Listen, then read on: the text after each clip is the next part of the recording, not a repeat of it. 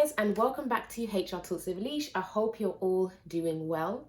So in today's video, I'm going to be talking about 3 ways to build your confidence when you get into a new role in HR. Now, this can be at any level. You could be just entering the HR field, so becoming a HR intern or a HR administrator, or you could just be moving into a new HR job in a different company. So potentially moving from HR administrator to maybe a HR assistant, let's say. Or you could be moving up the levels, moving up the ranks. You've got promoted, you were a HR administrator, and you've now moved up to a HR business partner. Now, I'm going to be talking about these 3 ways to help build your confidence in a new role based on current experience, as I am currently in the business partnering role and I've just moved into this role. And it can be daunting because you don't know exactly what you're doing. It's like starting all over again. You're starting a completely new role. Yes, you've got transferable skills that you can, utilize in that new role, but things are a bit different. So how can you build that confidence? You might be feeling like at the start, oh, I don't know like where to position myself. You might have certain questions on your objectives, your KPIs, like what you are expected to achieve. You may not have full direction at this point. You may have already talked to your managers and your teammates, and they've already given you some kind of idea of what your role is going to be, but you might still be a little bit confused. So this video is for all of you who are moving into new roles and you just need to get that bit more clarity for yourself to feel more confident starting out in that new role.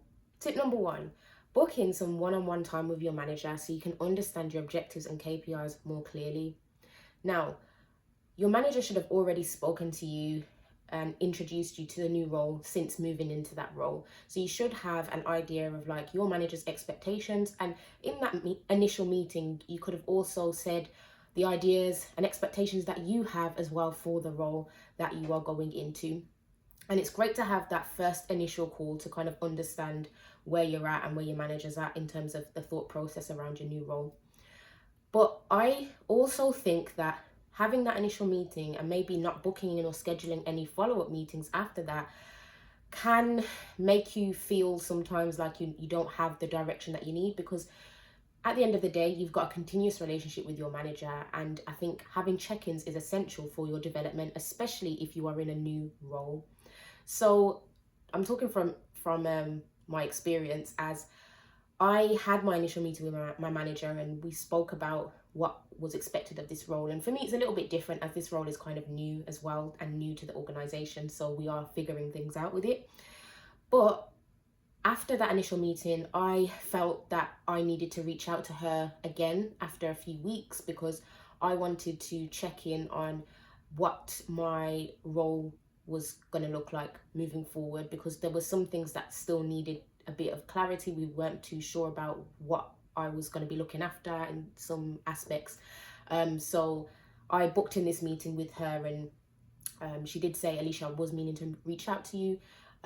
So I'm glad that you've put this in, and I was able to clear up exactly what it is that she wanted me to do moving forward.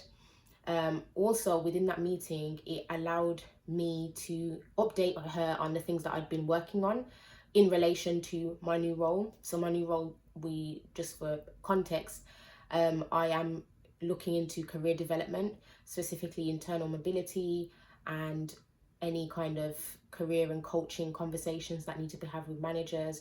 These are the things that I'm tapping into, looking into onboarding. So we've already kind of set a few targets for me to reach in order to get initial phases of research done, because a lot of the things as well that I'm thinking of haven't necessarily been done as much in the company. So for me, I feel like there's a lot of new things happening. So that's why it's a little bit kind of, but at the same time, like, it's good for you to make sure that you're having that check-in. Have that check-in with your manager, even if it's like a bi-weekly thing where you are just updating your manager on what you're doing and what you're struggling with. What have you got questions on? What do you need more help with? Do you need a mentor? Do you need a coach? Do you need more support in a particular area? Is there a process that just you can't understand? Like, do you need to book in extra time with a team member or your manager to go through that with you? Like, what do you need? This is essentially for you as well. Like, what do you need? Because remember, your career is in your hands. This is your journey. And yes, your manager, your team members are there to support you, but overall, this is you. This is your path. So you need to make sure that you're owning it and taking those opportunities to book in that time with your manager when needed. Tip number 2, reach out to your teammates and colleagues to understand different processes that you will be required to manage. So you've started your new role, and obviously you've got different tasks associated to your role that you need to carry out.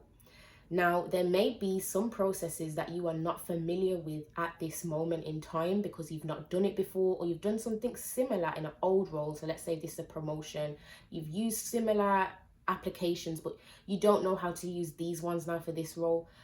How are you going to understand how to use those applications? By speaking to your team members who are using those same applications. Now, your team members are probably going to have already spoken to you initially as well, had a welcome introduction chat with you. If they haven't, schedule in that time to do it, because I think it's essential to understand what all of your team members are focusing on. So you might be in an organization where you've got multiple different people in the different parts of a HR organization, whether that be talent acquisition, compensation and benefits, performance and reward, career development, etc. So depending on what your role is specifically and what you've moved into, it will be good for you to get an oversight on what everyone's doing in each of those departments, so then you can see how your role will affect that, because ultimately whatever you're doing in your role is going to affect the different parts of the HR organization in some way, shape or form. So having those meetings with your team members and saying, look, I really want to understand this process because this is what my manager has told me I'm going to be looking into a lot more of. So can you please help me to understand how this works? Can I shadow you whilst you're undertaking this process, or you're within this meeting, because this is what my role I need to be doing this, so it'll be good if I can shadow you. Again, it goes back to taking control. This is your journey, this is your pathway. You need to have that control so that you know that you're going to meet your objectives and your KPIs. You know within yourself that you've tried your best to understand the processes, and that is going to help you ultimately. So having that relationship with your team members is essential when you're just starting a new role, because again, you're gaining visibility. This is one thing that I go on about so many times, like visibility is crucial when you are new in an organization. Get yourself out there, network with other people around you in your organization. If you're part of a global organization, why not reach out to some people globally in the HR department? Honestly, it helps for you to understand how things work, especially if you're in a role where you are not just UK based. I mean, to be fair, my subscribers, you're everywhere, to be honest. But like, let's say you are looking after a specific region. You might be looking after Northern Europe. You might be looking after the US. You might be looking after Australia. You might be, there's different elements to it. Sometimes it's not just country focused. You may have to understand how people operate in the different departments in other countries, because it may be something that you want to streamline unanimously, depending on what your role is. And as I said, I'm just speaking from my experience as moving into a business partner role, and I'm just thinking strategically, as in what I need to do. And some of the things I'm saying to you right now, I do actually need to go and do a bit more of it. So that's point number 2. And finally, point number 3. I actually think this point is probably slept on by a lot of people, so let me say it loud and clear. If you have a HR data analyst, or anybody who's in like a data analyst basically in your organization, who deals with the reporting systems and analyzes that type of data and creates reports, you need to talk to them. That needs to be one of your main contacts, because I've realized how important data is to actually get things done in specific roles. Now, in my role specifically, I'm looking at transforming and changing the way that we've done certain processes before. So how am I going to do that? I need to look at the data that we've had from past experiences and understand how I can then improve on that data that we've got to make it a measurable thing. Because when you're working on specific projects, you need to make sure that they're measurable. So you're seeing, am I making an improvement or am I not?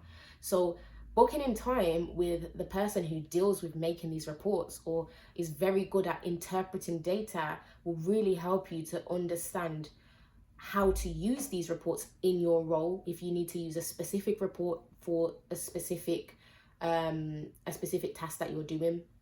So I think data it's essential. That's all I can say. Data is essential, and I'm only starting to really realize that. Like, I've known it for like all the time that I've been in HR and like when I was at uni, I knew how important data is, but it's so important to understand how to read it as well. And sometimes that can be a bit difficult. Like, I've never been a pro when it comes to reading data and analyzing data. I'm not going to lie to you, I haven't.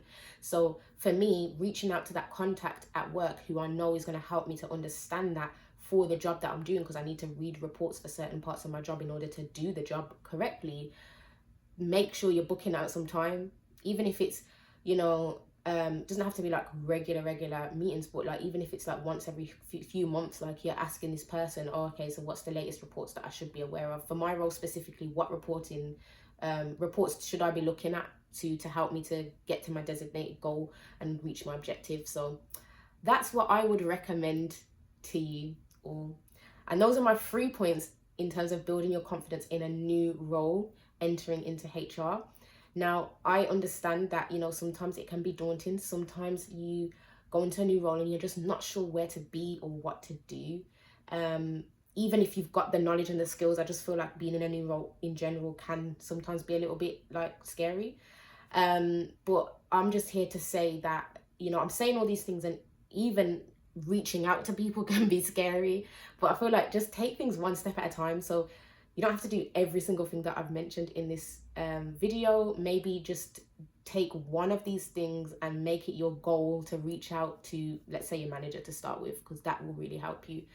And just see how things progress.